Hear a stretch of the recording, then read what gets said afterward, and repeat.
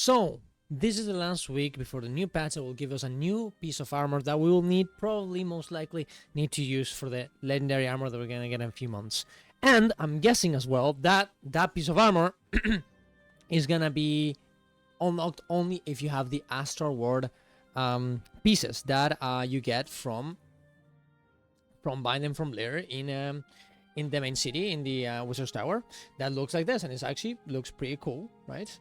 But in order to get it, you need to first collect the items that you need for it, and of course, that's a lot of rifts, a lot of metas as well that hopefully you already have done, in my meta train, of course. But yeah, I'm missing my rifts. And because of that, I'm going to do a full tier rift. Rift train tomorrow morning at around 12 p.m. EST, in the morning, and then another one at reset, so we can get all the tier 2s, all the tier 3s, because I'm gonna put the motivations because not everyone has them, and that way you're gonna be able to get your your pieces, your rifts, your currencies that you're gonna need to buy this. And that way you're ready for whenever on Tuesday we get the next piece and the next armor set, and you can get it and you look badass and you look cool against, look, hey, I got the armor piece on day one. Am I not cool? I'm cool. I run the whole patch because I pre-farmed everything, so I don't have to do anything else. Isn't that cool? That is pretty cool. And of course, we all do this because we want this beautiful piece of armor that you get, legendary armor, heavy, medium, and light, that everybody wants because it looks pretty cool. Sure, we're gonna wait. We're gonna need to wait a little bit more to get it until January, but might as well start farming now so you don't actually have to you don't actually have to farm too much, right, for it. I actually recommend to doing the weekly the weekly rifts instead of having to farm them over and over again, because they give you a lot of the currency and that way you don't burn out. But I'm gonna tell you how to do the train, how I'm gonna do it at least, and also might as well tell you how I do my weeklies anyways. So the way this works, rifts, in order to do rifts, you have tier 1, tier 2, and tier 3. Tier 1 is the default one. In order to get tier 2, you need these items called motivations, uncommon cryptis motivation. And in order to get those, you need to do some tier 1s in order to craft them. Let me see if I can go to my crafting station so I can show you how it ends up working.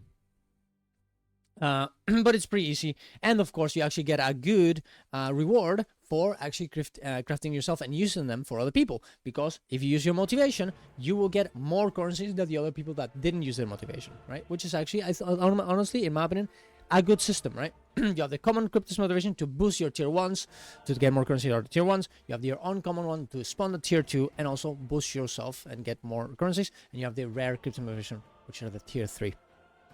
The tier 2, as you can see, you need your tier 1 currency in order to make it the tier 2, and then for tier 3 you need your tier 2 cryptis motivation, right? Cryptis essence of greed, right? The currency that you get from the tier 2s, right? And I would guess, and this one actually gives you this currency here, the essence of triumph, which you get from tier 3 rifts, and I'm guessing most likely those are going to be used to make tier 4 motivations that we're going to get next patch. So I would save up to them. They probably will be pretty expensive. Get some money that way, and that's why myself, I'm gonna craft some tier 3s for tomorrow, so we can do it.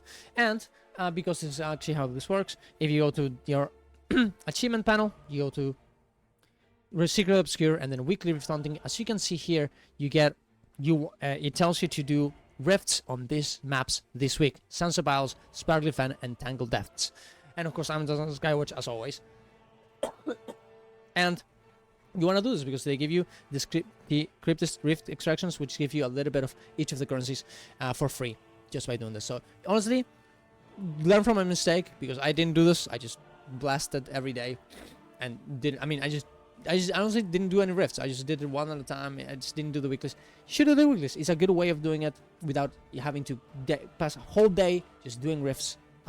This way you can actually just get in there, do the weeklies one time a week, you're done. You don't have to think about it too much.